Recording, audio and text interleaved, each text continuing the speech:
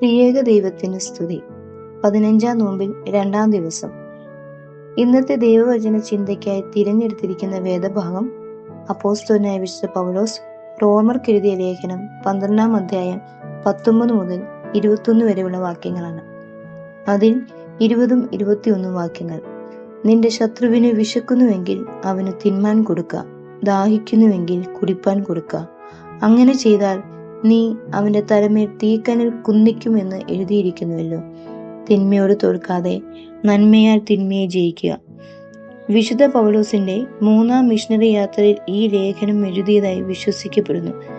പൗലോസിന്റെ ലേഖനങ്ങളിൽ വെച്ച് ഏറ്റവും സങ്കീർണവും ദൈവശാസ്ത്രപരമായ ആശയങ്ങൾ ഉൾക്കൊള്ളുന്ന ഏറ്റവും പ്രധാനപ്പെട്ട പുതിയ നിയമ പുസ്തകമായി റോമാലേഖനം കരുതപ്പെടുന്നു.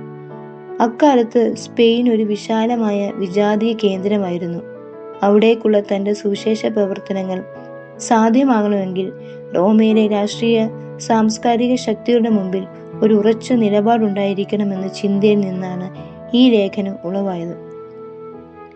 യഹൂദ ക്രിസ്ത്യാനികളും യവന ക്രിസ്ത്യാനികളും ഉണ്ടായിരുന്ന റോമാ സഭയിൽ ഒട്ടേറെ വാഗ്വാദങ്ങൾ ഉണ്ടായിരുന്ന ആ കാലത്ത് ന്യായപ്രമാണത്തിന്റെ ആചാരാനുഷ്ഠാനങ്ങളെ സംബന്ധിച്ചും ജാതികളെ സഭയോട് ചേർക്കുന്നത് സംബന്ധിച്ചുമുള്ള കാര്യങ്ങളിൽ തന്റെ ആശയഗതി എന്തെന്ന് വ്യക്തമാക്കേണ്ട ഒരു ചുമതല തനിക്കുണ്ടെന്ന് പൗലോസിന് ബോധ്യമുണ്ടായിരുന്നു.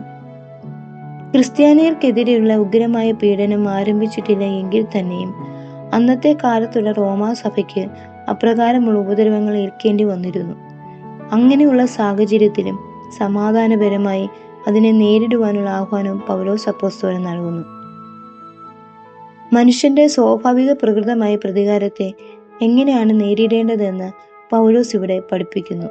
1. പ്രതികാരമല്ല, സമാധാനമാണ് നമ്മുടെ ഉപകരണം.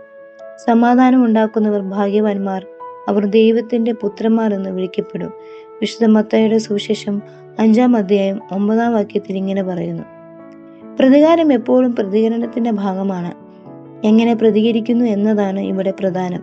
ശരിയായ ഇടത്തും ശരിയായ അളവിലും ശരിയായ സ്ഥലത്തും പ്രതികരിക്കുക എന്നത് ഒരു ക്രിസ്തു വിശ്വാസിയെ സംബന്ധിച്ച് പ്രധാനമാണ്.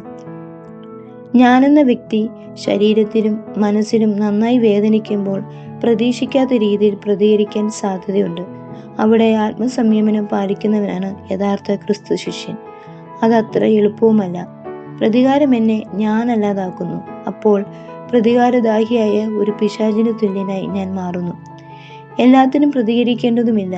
ചിലയിടത്ത് മിണ്ടാതിരിക്കുന്നതാവും നല്ലത്. ദൈവകോപത്തിന് ഇടം കൊടുക്കുക എന്നിവിടെ പറയുന്നു. ഓരോ മനുഷ്യന്റെയും പ്രതികരണത്തിന് അവന് ഒരു പ്രതിഫലം ദൈവം നൽകുന്നു. അതിനാൽ മനുഷ്യർ തമ്മിൽ പ്രതികാരം ചെയ്യേണ്ടതില്ല എന്ന് ഇവിടെ ഓർപ്പിക്കുന്നു. അത് ദൈവത്തിന് വിട്ടുകൊടുക്കുക. 2. നന്മ പ്രതികാരമായി ചെയ്യുക. തിന്മയ്ക്ക് പകരം തിന്മ ചെയ്യുന്നതിനേക്കാൾ നന്മ ചെയ്യുന്നതാണ് നല്ലത് എന്ന് പൗലോസ് ഓർപ്പിക്കുന്നു. നിങ്ങളുടെ ശത്രുക്കളെ സ്നേഹിക്കുവാനും ഉപദ്രവിക്കുന്നവർക്ക് വേണ്ടി പ്രാർത്ഥിക്കുവാനും യേശു നമ്മെ പഠിപ്പിച്ചു. പകരത്തിന് പകരം ചെയ്യുമ്പോൾ ഒരു ക്രിസ്തു വിശ്വാസിയും മറ്റൊരു വ്യക്തിയും തമ്മിൽ എങ്ങനെയാണ് വ്യത്യാസമുള്ളത്? പകരത്തിന് പകരം എന്നത് ന്യായപ്രമാണത്തിന്റെ നീതിയാണ്. ന്യായപ്രമാണത്തിന്റെ നീതിയെ കവിഞ്ഞു വരുന്ന നീതിയാണ് യേശു പഠിപ്പിച്ചത്. അവിടെയാണ് ശത്രുത കാട്ടുന്നവരോട് സ്നേഹപൂർവ്വമായി ഇടപെടുവാൻ ആവശ്യപ്പെടുന്നത്. അങ്ങനെ ചെയ്താൽ നീ അവന്റെ തലമേൽ തീക്കനൽ കുന്നിക്കുമെന്ന സദൃശവാക്യത്തിലെ വാചകം പൗലോസ് ഇവിടെ ഉദ്ധരിക്കുന്നു. ഇങ്ങനെയുള്ള പ്രതികാരങ്ങൾ മറ്റുള്ളവന്റെ മനസ്സിൽ നന്മയുടെ വിത്തുകൾ വിതയ്ക്കുവാൻ തക്കവണ്ണം സാധിക്കും. പ്രിയമുള്ളവരെ, ക്രിസ്തുവിൽ വീണ്ടെടുക്കപ്പെട്ടവരായ നാം സമാധാനവും സ്നേഹവും എന്ന പ്രതികാരത്തിലൂടെ ശത്രുവിനെ സ്നേഹിച്ചു ഒരു ശത്രുവിനെ നഷ്ടപ്പെടുത്തിക്കൊണ്ട് ഒരു നല്ല സുഹൃത്തിനെ നേടുവാനും നന്മ കൊണ്ട് തിന്മയ്ക്കെതിരെ പ്രവർത്തിക്കാനും നമുക്ക് സാധിക്കട്ടെ.